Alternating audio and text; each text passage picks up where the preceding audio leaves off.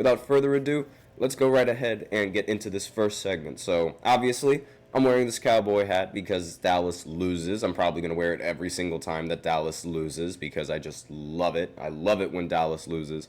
And not only that, it was also, I call it the Texas Bowl.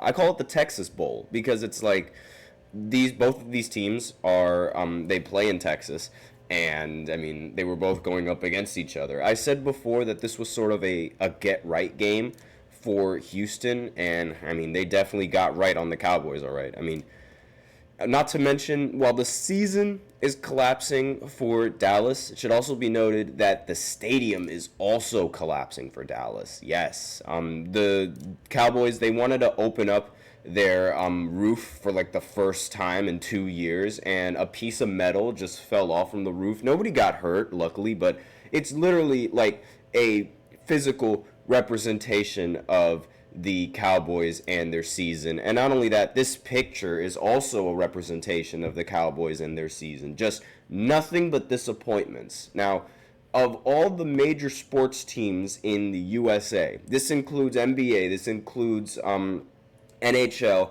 this includes NFL, this includes college. Every single team has been able to win a home game this year.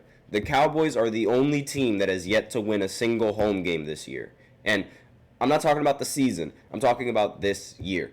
Jake Paul was able to win a match in their stadium before the Cowboys were even able to win a home game. Texas A&M has been able to win. I believe it was A&M. Either that or it was the Aggies. They were able to win in Dallas's home field. And still, no other team has been able to do that.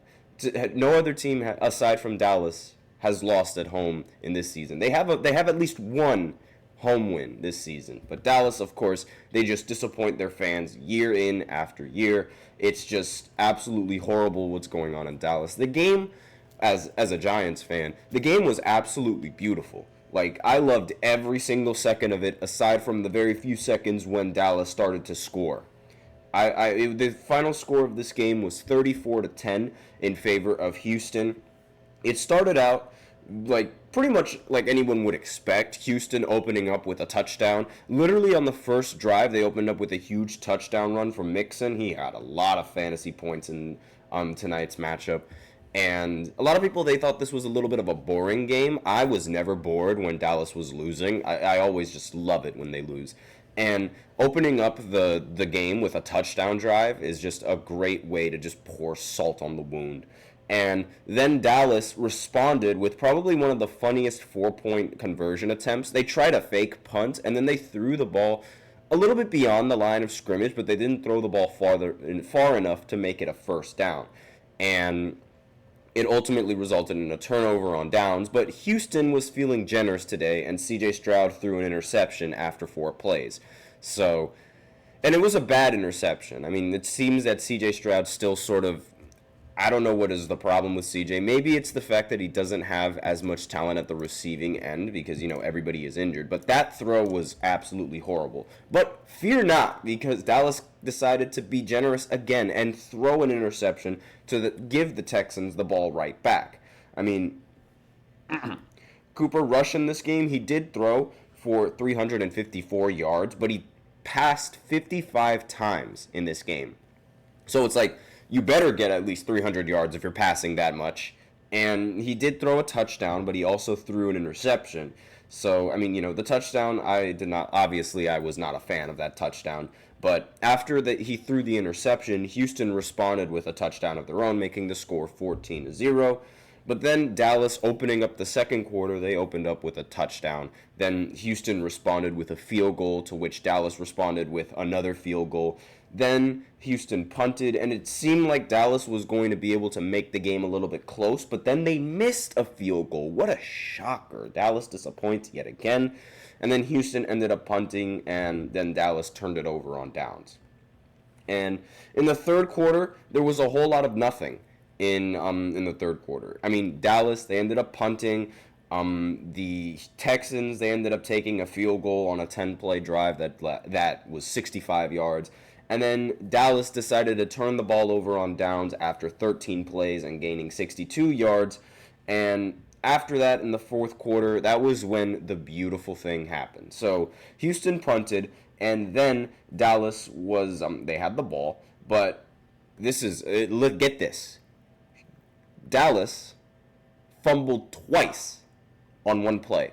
So Cooper Rush ended up getting strip sack. It resulted in a fumble, but luckily the ball was recovered by one of the Cowboys players. And then Houston forced a tackle, and then Dallas fumbled again. And obviously Cooper Rush fumbles, and it was forced by D. Barnett, I believe.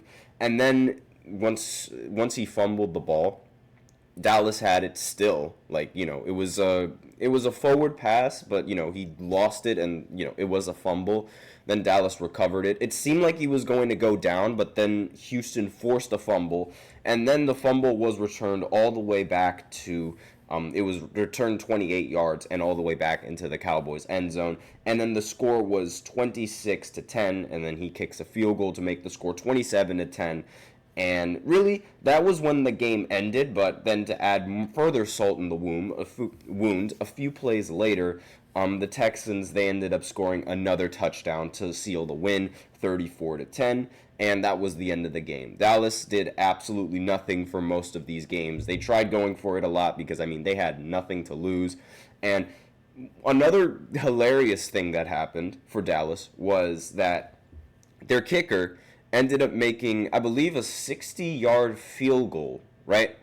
But then there was a penalty on the play, which Dallas, for some reason, decided to accept to move the ball a little bit closer. Then they decided to go for it after accepting that penalty, and they got 0 points out of it. So Dallas essentially traded 3 points for 0 points on that drive. It was just absolutely beautiful, incredible coaching from McCarthy, just fantastic organization work overall. And to make matters worse, the sun was not there in this game. So I wonder what the excuse for Dallas was for losing in this matchup.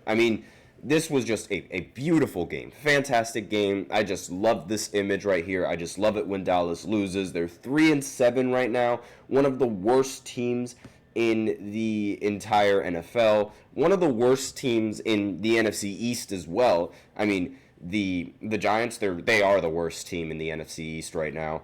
And Dallas is right there. The only difference between Dallas and the Giants right now is a 1-game difference. And it's just beautiful. If my team, the New York Giants, if they cannot win seasons, then I always have Dallas to look forward to, and Dallas losing. I just love every single second of it. Now, on Houston's side, like I said, this was a get-right game for them because they were struggling in some of the recent matchups that they've played, especially in Week 10 when they ended up losing to the Lions after Jared Goff threw 5 interceptions. They were held scoreless throughout that entirety of the second half, and it was a really bad game, and it was a really bad way to lose in that game. But they ultimately handled business here. Now, the next games on the Texans' schedule is the Titans, another get-right game for them just in case this Dallas beating wasn't enough. Then they play the Jags, another get-right game. And then their last few games of the season is going to be against the Dolphins. They seem to be a little bit more competent now, given that they have Tua Tagovailoa. Then they play the Chiefs, a team that just came off of their first loss of the season, so that might not go as well as you think. And then the Ravens, who right now have the exact same record as the Texans. It could really go either way with that, but I'm picking the Ravens to win in that matchup. And then their final game of the season is against the Titans again. So their road to the playoffs it's pretty easy. They're in one of the weaker divisions in the entire AFC. I don't think the Colts are going to put up much of a fight to win the AFC. And the Titans and the Jaguars are already out. They only have 2 wins in this entire season. And it seems like they're going to be fighting for a draft pick more so than they're going to be fighting for the division. So the only team that the Texans really have to worry about is the Colts. And I don't think that the Colts are going to be able to put up much of a threat. They do play the Lions. Then they play the Pats, which is a pretty solid game. Then they're going to play the Broncos. Bo Nix recently had the game of his life Then they're going to have to play the Texans again, and they play the Giants, and then they play the Jaguars. So theoretically, they do have an easier schedule than the Texans going forward. But I don't think they're going to be, again, I'm not sure. Maybe Anthony Richardson just does something unbelievable and CJ Stroud on the Texans drop a couple of games. I don't really see that happening, but, we'll see how it goes with the rest of the season. So that's all that I have on this Texas Bowl.